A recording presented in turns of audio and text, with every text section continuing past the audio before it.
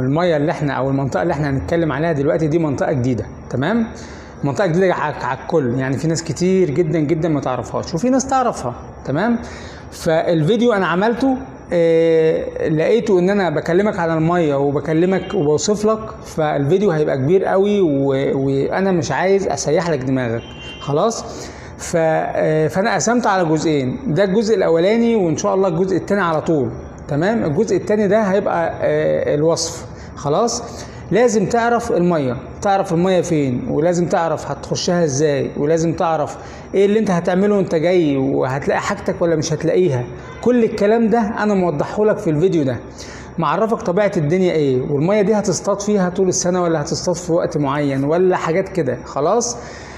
طبعا في حاجه عايز اقولك عليها، الطرق اللي انا هوصفها لك علشان تروح المنطقه دي نفس الطرق دي برضو هتدخلك على علي سلامه، وتدخلك على منطقه النمل، وتدخلك على النصرانيه وكل حاجه، خلاص؟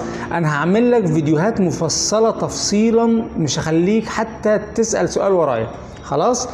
الفيديو اللي هيكون فيه الوصف ان شاء الله الجزء الثاني اللي جاي هيكون متقسم، يعني الناس اللي جايه من كل جهه لوحدها، يعني الفيديو هيقسمه لك وهعرفك في بدايه الفيديو يعني الناس اللي جايه من القاهره وطنطا والمنوفيه والشرقيه اللي جايين عن طريق كفر الشيخ كلهم هجيبكم كلكم كده في مقطع لوحده، وهكتب على الشاشه الكلام ده طول فتره عرض المقطع، علشان انت لو ما لقيتش اسم القاهره او طنطا او كفر الشيخ هكتب كل البلاد ان شاء الله، يعني خلاص، على اساس ان انت تبقى عارف ان ده المقطع اللي انت عايزه عشان توصل بيه. والناس اللي جايه من جهه تانية اسكندريه وكفر الدوار وابو حمص وتسوق وكده بنفس الكلام، وهحدد لك كل الطرق واعرفك ازاي تدخل بكل سهوله عشان تبقى مرتاح خالص خالص خالص. وكمان انا قلت قبل كده انا طبعا ضد اللوكيشن جوه المزارع، لا انا هعمل لك لوكيشن بقى، احنا مش جوه المزارع، انا قلت لك في المدن وفي الطرق الرئيسيه ممكن اعمل لك لوكيشن لمكان، فانا هعمل لكم لوكيشن لدمره علشان تدخل دمره وانت مرتاح ومطمن من غير ما تتوه. انا معاكم شكلا وموضوعا، خلاص؟ هنخلي بالنا من الفيديو ده، مهم قسما عظما، اهم من اي حاجه، لان كل كلمه متقاله فيه بحساب. الناس القديمه اللي كانت معايا او اللي متابعه معايا من زمان الكلام ده هيبقى جديد عليها، فانت لازم تتابعه كويس كويس كويس. انا المقطع ده اللي انا بكلمكم فيه ده لسه عامله دلوقتي، انا الفيديو مجهزه من امبارح، بس انا لقيته هيبقى كتير قوي، فانا عملت المقطع اللي انا بكلمكم فيه ده، حتى لابس لبس مختلف عن المقطع الاولاني، عشان اقول لكم ان الفيديو ده هقسمه نصين، ده جزء النهارده والجزء الثاني بكره ولا بعده هنزله لكم لما انتوا كده تبداوا تشوفوا الدنيا فيها ايه وتعرفوا الوضع فيه ايه وكده، خلاص؟ انا عايز مصلحتك وانا والله العظيم ربنا يعلم انا ببقى دايما حريص ان انا اقدم لك المعلومه اللي تفيدك، وفي الاخر اخد دعوه، انا عايز الدعوه دي، فما تبخلش عليا بدعوتك دي، اهم من اي حاجه، اهم من انك تعمل لي لايك، اهم من انك تشترك في القناه، اهم من اي حاجه، انا عايز دعوتك بس بما يرضي الله، لان انا والله العظيم والله العظيم والله العظيم بعملكم بما يرضي الله. السلام عليكم.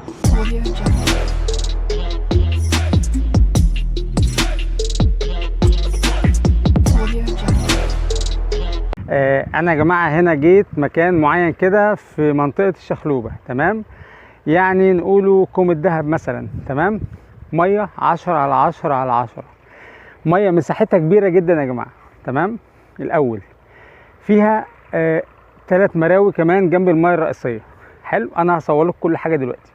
المكان ده يا جماعه في الشخلوبه ممكن يكون بعيد قوي عن المناطق اللي انت متعود انك تصطاد فيها في علي سلامه والحتت دي، لكن انا يا جماعه هدخلكم من اماكن ممتازه، طريق مختصر، طرق مختصره، مش طريق واحد، طرق مختصره، وبعدين كمان نظيفه الى حد كبير جدا، طبعا غير طريق الاسرائيلي والكلام ده كله، وان شاء الله رب العالمين هتبقى دي ميه برضو متاحه للجميع في الشتاء يا جماعه. بصوا يا رجاله، دي انا تقريبا في اخرها، يعني انا ورايا كمان بتاع 50 متر ولا حاجه، دي الميه اللي هي الكبيره، وانا جاي كده، تمام؟ انا جاي بالمنظر ده، تمام؟ تعالوا بقى اوريكم المراوي التانية اللي جنبها. في مروه اهو يا جماعه، تمام؟ مروه اهو، بصوا يا رجاله، ده 2 مروه جنب بعض بتدخل ما بينهم الاتنين 10/10، دي لما بتبقى زايده بتاكل كويس جدا، واللي هناك دي فيها ميه على طول، ودي بقيه الميه الكبيره، لا والله ده فرحه هنا اهو، فرق الميه الكبيره الناحيه التانيه. تمام، انا هوريكم كده الدنيا فيها ايه. تعالوا بصوا يا رجاله، دي ميه اهي. تمام، طبعا بصوا يا جماعه عامله ازاي سهله، يعني ادوار تتفتح بسهوله. يعني البوص اللي هنا مش معشش يعني لدرجه انه يمنعك انك تعمل دور. اهو بصوا يا جماعه، اهو عادي خالص مفيش اي مشكله. وجنبيه واحد تاني، اختار ريحك. وادي واحد كمان اهو، وده كان زيهم متفتح. وادي دور اهو يا جماعه، بصوا ماشي. دي ميتين اهو، دي مكمله قدام. تمام، ودي نهايتها في الحته دي كده. طبعا 10/10 يا جماعه. خلاص، فيها سمك ما شاء الله يعني. زي ما قلت لكم انا جاي من هناك كده. تعالوا بقى اوريكم الايه المروه اللي هناك. اهي الميه يا رجاله، شوفوا يا جماعه الميه عامله ازاي. ما شاء الله، ميه خطيره يا رجاله، ميه حلوه ومخلطه برضو، بس ميه خطيره خطيره خطيره. فيها سمك يا جماعه، فيها سمك. غويطه الميه دي يا جماعه، الميه دي غويطه. بالمناسبه انزل على الطويل، الميه دي بتاكل على الطويل افضل.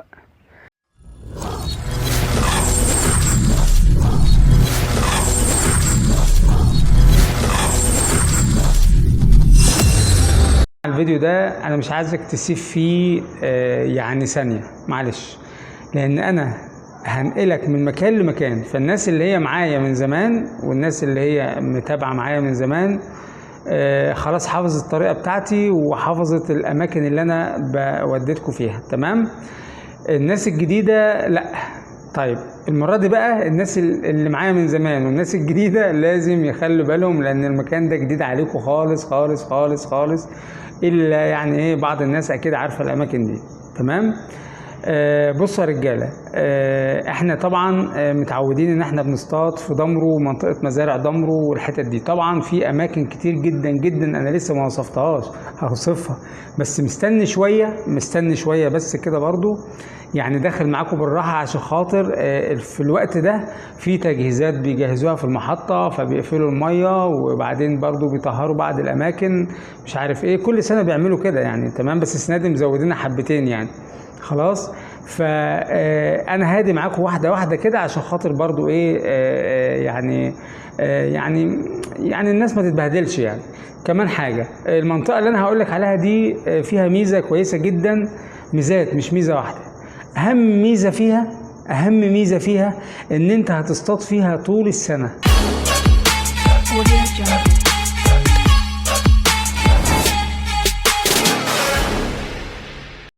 يعني هتدخلها في عز الشتاء، لان انت هتركن عربيتك على الطريق وتنزل تصطاد. لان المنطقه على الرغم ان فيها 10 12 13 ميه محترمين الا انك هتحط العربيات في اماكن امنه وتقدر تدخل تصطاد، سواء جنب مباني او مش مباني. يعني طريق بيودي البيوت، فالطريق ده لازم يتظبط غصب عن اي حد، فهتمشي عليه وتركن عربيتك عند اقرب ميه، او طريق جنب مزارع بره على الطريق. فيعني في كل الحالات انت في الامان 100,000 100 المليون يعني. خلاص، فدي ميزه.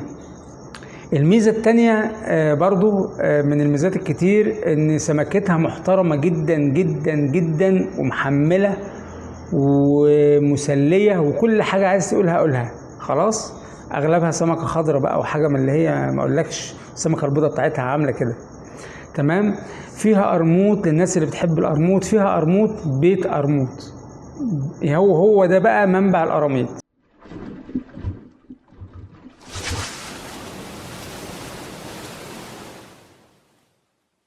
المكان ده هتروح له بطريق كويس جدا واقرب من طريق الدولي او طريق الاسرائيلي. هو اقرب في الكيلوات وانضف في المشي. طيب الناس كده مش عايز الناس تحتار وتقول طب احنا اللي هنيجي من اخر الدنيا هنخش هناك المكان ده ازاي؟ اعرف الاول انت هتروح المكان ده ازاي. امشي وانت مغمض على المكان اللي انا هقول لك عليه، امشي ورايا، لان انا ما توهتكش قبل كده، انا ما ضحكتش عليك قبل كده. تمام، انا قلت لك على كل الاماكن اكتر من 27 ميه ومزارع وفي زيهم واكتر في المزارع اماكن صح برضو.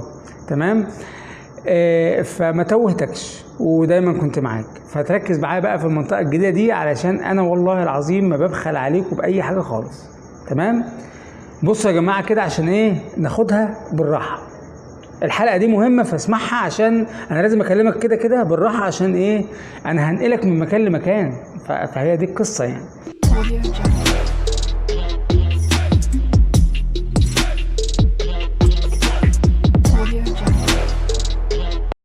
احنا كنا بنيجي من كفر الشيخ مثلا، او من على الدولي من عند بلطيم، ونيجي لحد البورصه، ونبدا بقى ندخل من على طلعه العرب، او ندخل من عند مع المصرف الاسرائيلي وكده. لا، مش هنمشي كده خالص. طبعا انت هتقول دلوقتي الله، طب انا اللي جاي من اسكندريه من على الدولي بلطيم هروح المكان اللي انت هتقول عليه بعيد ده ازاي؟ وحيره. بصوا يا جماعه، المنطقه دي احنا هندخلها من ضمره وسيدي سالم. الناس اللي جايه من القاهرة والمنصورة والمنوفية والمحلة وكل الحتت دي كلها اللي مع بعضها دي كلها هتدخل من ضمره، هتدخل من كفر الشيخ طريق ضمره، يعني تروح من كفر الشيخ تمشي لضمره. طبعا ضمره عشان تروح عليها كذا طريق، انا كنت وصفت منشية عباس، وفي طريق بعد منها، وفي طريق الحمراء اللي بعد منها، وفي 4-5 طرق. انا مش هقول لك على كل الطرق عشان ما توهكش دلوقتي، بس انا هعرفها لك كلها واحده واحده. انا هجيب لك السهل فالسهل فالسهل، اللي يعرف حاجه هو عارف، واللي مش عارف يمشي ورايا. تمام؟ طيب لو حد عايز يروح ضمره هو على الدولي مثلا، برضو تقدر تدخل تروح ضمره من طريق الوحال اللي جنب البنزينه يا جماعه. خلاص؟ واحد اللي هيجي من كفر الشيخ هتاخد طريق ضمره من كفر الشيخ، مسافته حوالي 26 كيلو. حلو؟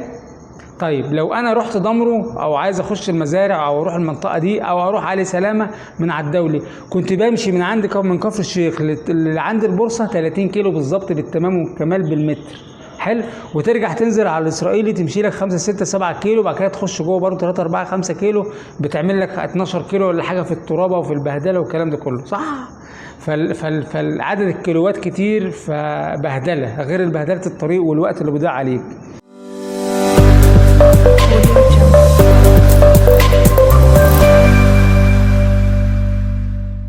انما لما هتيجي من كفر الشيخ على طريق ضمره، الطريق اللي العربات بتمشي بيه، عربات الاجره بتاعت ضمره، الطريق العمومي بتاعها هتمشي منه عادي مسافلت، كل شويه نطب كده حاجه عاديه زي الطرق بتاعتنا. مسافتها 26 كيلو، ومن ضمره للمكان اللي انت هتصطاد فيه كبيره قوي قوي قوي قوي قوي 6 7 كيلو، وبرده على الاسفلت. حلو؟ اللهم انك بقى ممكن تدخل دخله بسيطه كده ولا حاجه كيلو نص كيلو كده ايه على التراب. خلاص؟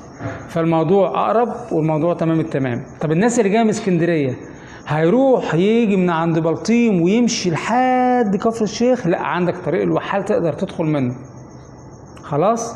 طب انا مش جاي من المكان ده وجاي من حته تانية زي الناس بتوع دمنهور وكفر الدوار وابو حمص وتسوق الله، هنيجي منين؟ لا يا عم، هتيجي من سيدي سالم. طب ازاي؟ الناس اللي جايه من دمنهور وكفر الدوار وتسوق والحتت دي كلها هتيجي من سيدي سالم ضمره، ومن ضمره تروح للمكان. واللي جاي من اسكندريه هيجي من على الدولي، خدوا بالكم، هيجي من على الدولي ويدخل ادفينه، يدخل ما يكملش، ينزل ادفينه، وبتعدي ادفينه، عدي كوبري ادفينه، واسال على طريق عزبة عمرو، او اسال اي حد عايز يروح سيدي سالم، مفيهاش حاجه. اسال على طريق عزبة عمرو اللي هيوديك لسيدي سالم، او عايز اروح سيدي سالم، 100 واحد هيقول لك روح سيدي سالم. طيب هل ينفع بقى انا اوصف لك بقى تروح من ادفينه سيدي سالم ازاي؟ لا مش هينفع بقى دي، يعني اصل دي سهله انك تسال اي حد يقول لك امشي هو ده الطريق بتاع سيدي سالم. عشان انا اوصف لك بقى ده قصه كبيره وكده وحواري وحاجات كده، ما هوش طريق طويل وفيه تفريعتين عشان اقول لك كده وتروح كده وتروح كده. لا ده ديت بقى بيوت وحاجات وحواري وكده.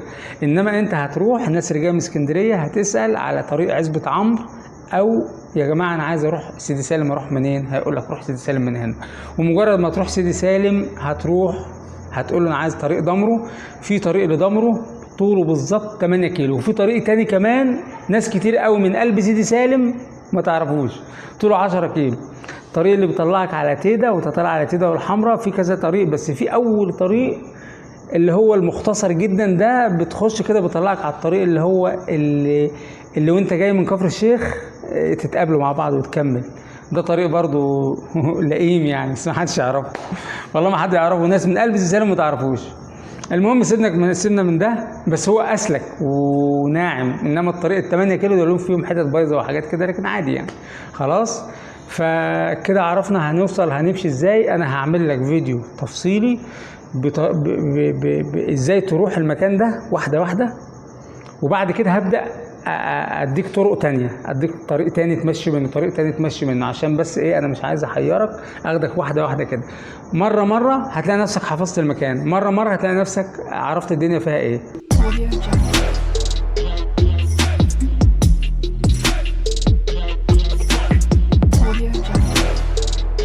الناس بقى اللي هتقول طب احنا كنا بنجيب جمبري من على الدولي وبنجيب اكل من على الدولي وتلج وحاجات كده، لا يا عم ما تقلقش، ده انت هتصطاد في قلب الشخلوبه. منطقه كوم الدهب دي اداريا كوم الدهب او الفكهه القبليه، انما هي اداريا كوم الدهب اللي هي فيها منطقه الشخلوبه. هيبقى عندك الشخلوبه هتجيب جمبري وهتجيب تلج، وعندك ضمر هتجيب منها جمبري وهتجيب علفه وهتجيب اكل، ما عندكش مشكله. خلاص، وعيش سخن وفران وكل حاجه شغاله الصبح زي الفل من الفجر. الناس بتصحى بدري عشان بتروح شغلها، فالمطاعم بتفتح بدري، وحتى الخضار والفاكهه وكل حاجه موجوده هناك. خلاص، فما تقلقش خالص، انا عايز مصلحتك. المكان ده جميل، مكان محترم، والكل هيبقى مبسوط منه جدا جدا جدا جدا. خلاص، هنركز في الكلام بقى هقوله وانا في الوصف. في كلام كنت عايز اقوله نسيته، معلش مش مهم، غصب يعني. بس وانا بوصف او وانا بقول لك ركز في الكلام اللي انا بقوله بالله عليك. خلاص، وان شاء الله رب العالمين كله هيبقى مبسوط باذن الله. السلام عليكم.